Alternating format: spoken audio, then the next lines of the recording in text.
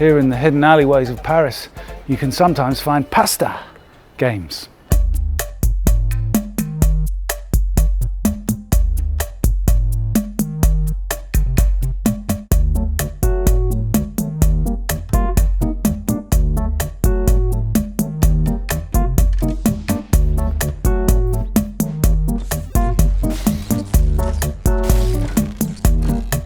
Here we are in the grand palace of pasta. Yeah.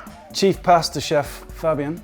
Tell me a little bit about Pastagames then. How did you end up with such a silly name? Oh, yeah. In the south of France, we like pastis. We call that Pastaga. We were drinking a Pastaga during an aperitif and saying, what we are missing these days is small games that you can share with friends while having an aperitif. And then we noticed that foreigners did not really get the point about what Pastaga. So we had this brilliant idea just to put an M, an E, and S at the end and say that it's Pastagames.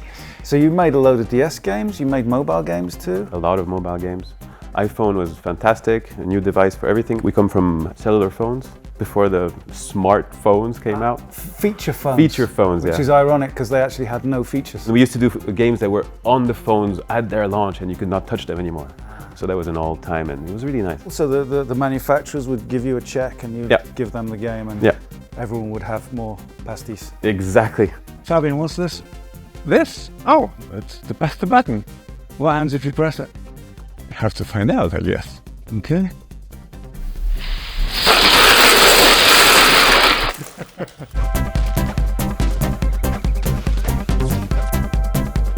Tell me about some of your most important games then. We made a game with plushes with Build-A-Bear Workshop. This one sold good. And then we made a game with at least 2 games with Rayman. Those sold good. We were in partnership with Ubisoft. And then we made games for our own pleasure with our own IPs. The Maestro jumping music was a big one for you, right? Yeah, it was a big investment for us, and a big investment of love, of money, of time. But we were super happy to see that it was a real success, at least for players. So it's a musical platformer game. You mentioned Pix the Cat before. We've got some Pix the Cat memorabilia here. Who was Pix the Cat? So Pix the Cat is now our mascot, our main character in the company, representing the company. And it's a small kitten that appeared first in a game on Xbox Live Arcade. And it was a simple platformer, very basic, but very charming with this little cat.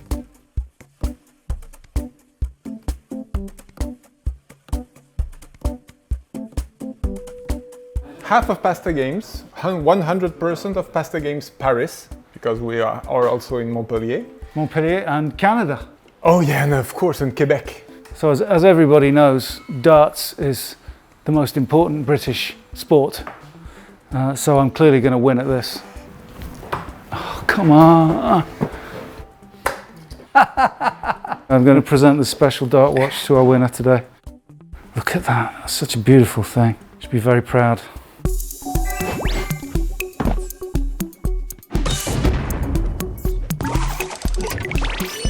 So what happened next then? Because that was all over 10 years ago. We wanted to go online because we were thinking that what if you don't have friends at home for aperitifs? And it's been a long trip, so along the way we learned how to make online games. So we've been doing Pac-Man Party Royale. We made Arcanoid Eternal Battle, which was another work for hire but online too. And Karmazoo would in turn benefit from the experience you gain from these work for hire games.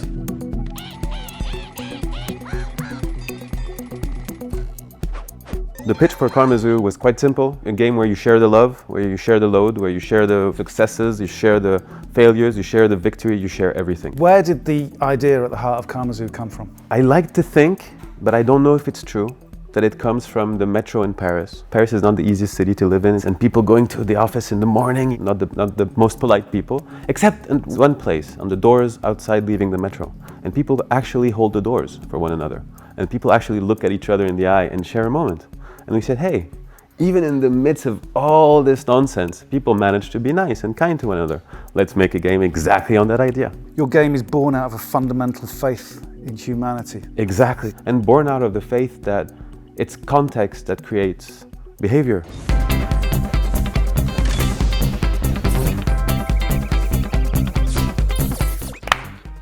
double clap.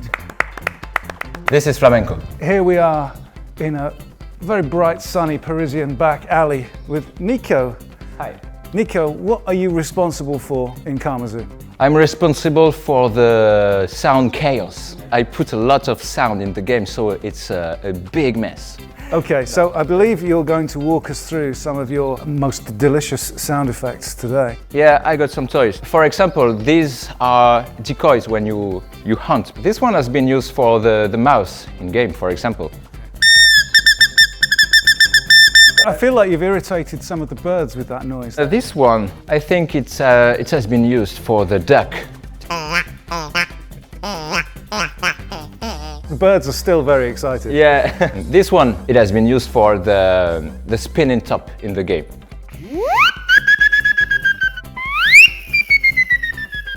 It can be very loud. So where do you buy these from? Have you got like a local cartoon sound effects shop? Yeah, I've got a big shop down in my basement. So you're constantly growing your collection? Yeah. This is just an extract. Nico uses a lot of cutting edge technology. This is the main item for the sound design of the game. This is a new technology. All the sound in the game has been recorded through this device. Let me show you some example. Oh, the duck. Yeah.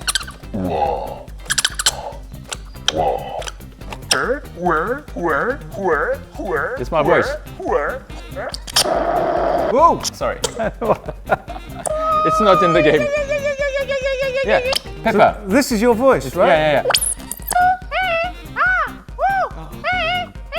No, it's the flower pot. So kids, believe it or not, this is an actual job. Yes. Yeah. It's a great job. Amazing. Fantastic job. I recommend it.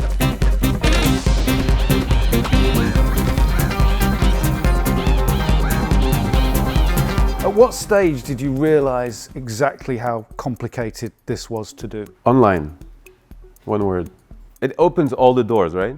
Because you get people to play together. This is what we want. We want to bring people together. You know, all these big, baselines for companies, like connecting people and come as you are and bring people together and all that nonsense that they never keep their promises. Yeah. Well, we just wanted to do it for real in a small game. What we thought was a small game before we decided to add 50 characters, each with their personal ability, before we decided to add modes to play with your friends, modes to play online, locally, not locally, both at the same time, cross-play, not cross-play, in 22 languages, We have PS5, Xbox Series, Switch, Steam, Epic, Microsoft Game Store. Let's go all the way now. Just a small, simple project. Tell me a little bit about how the karma system works. So the karma system is quite simple. It's about gratitude and saying thank you. So the only currency in the game are these karma hearts. The only way to get karma hearts is to be helpful to others and eat every time more powerful and more useful abilities. There's a million ways to help others. The starting way, the basic way, is to drop a tombstone on a spike.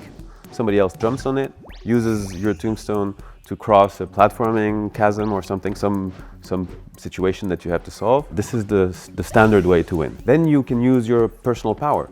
For example, the whale will create a platform with the water spat out of its head. So if somebody else jumps on it and goes higher, you will win a heart. Then you can do the simple task of holding a door open, back to the metro.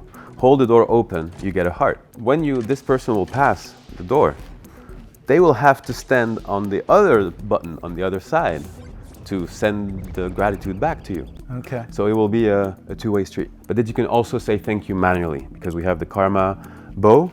You send the heart to anyone you want. So you can actually throw hearts. Exactly. And whomever wants tries to catch it. So it creates some gameplay inside the game. So it is a virtuous cycle.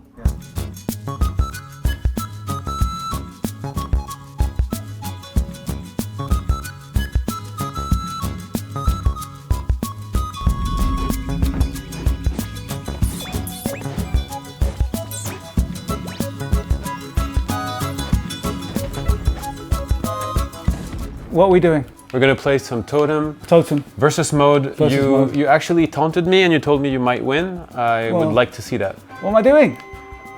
Winning, right? I don't know, I hope so. Here's a hot spot. No! Did I win, really? Yeah, you did. Now you can dance. You can taught me by dancing like this. And did you have the Star Wars vibe? Oh, what, pod race? Yeah. Yeah. No. Oh, no. No, come on. I'm back. I'm coming back. I'm using What? every trick in the book to win. What? There's no beating me. No. Here we go. You've won. Congratulations. Thank you very much. I Well wanted my done. own game. What a Yeah, proud well. moment for me. We are at the cement tile workshop of César. Hello. We are here doing a special Karmazoo tile workshop with the Karmazoo team.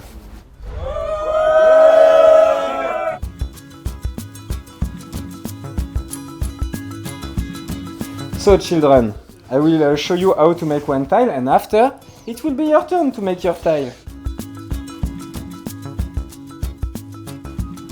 This is very stressful.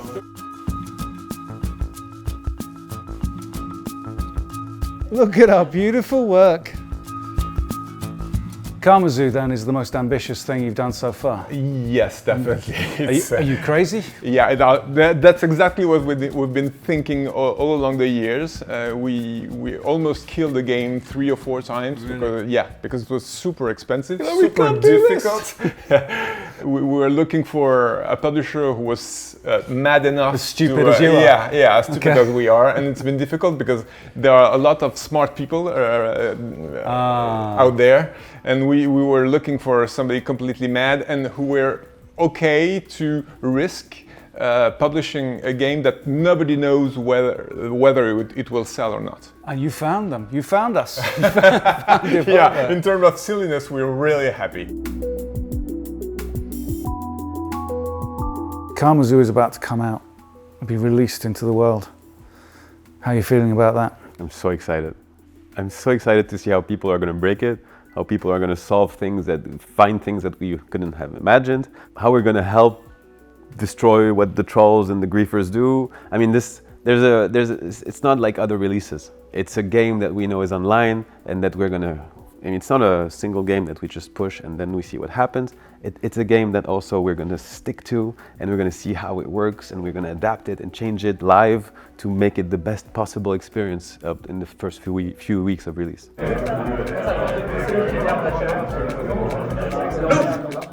The Karma tree!